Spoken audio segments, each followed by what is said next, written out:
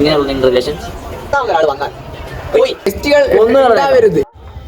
Guys, ഇന്ന് നമ്മളിവിടെ ചർച്ച ചെയ്യാൻ പോകുന്ന കണ്ടന്റ് എന്താണെന്ന് വെച്ച് കഴിഞ്ഞാൽ മിസ്അണ്ടർസ്റ്റാൻഡിങ് ഇൻ റിലേഷൻഷിപ്പാണ്.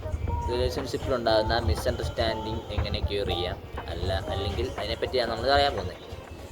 ഇപ്പോൾ മിസ്അണ്ടർസ്റ്റാൻഡിങ് ബേസിക്കലി ഉണ്ടാകുന്ന കാരണം എന്താണെന്ന് വെച്ച് കഴിഞ്ഞാൽ കമ്മ്യൂണിക്കേഷൻ ലാസ് കൊണ്ടാണ് മിസ്അണ്ടർസ്റ്റാൻഡിങ് ഉണ്ടാകുന്നത്. മറ്റുള്ളവർ പറയുന്ന കേക്ക്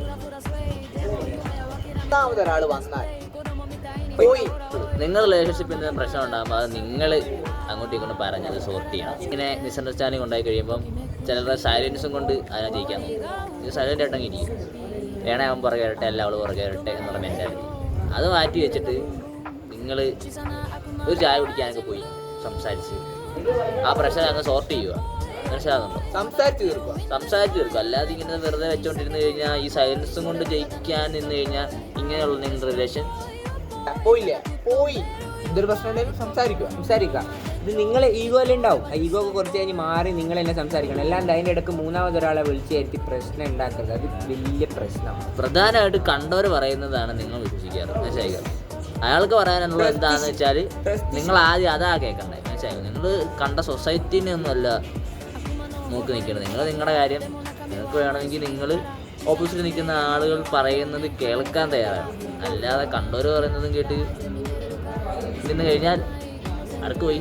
എങ്ങനെ പോയി? അവർ പറയുന്നത് കേട്ട ഇച്ചവി കൂടെ വിടുക.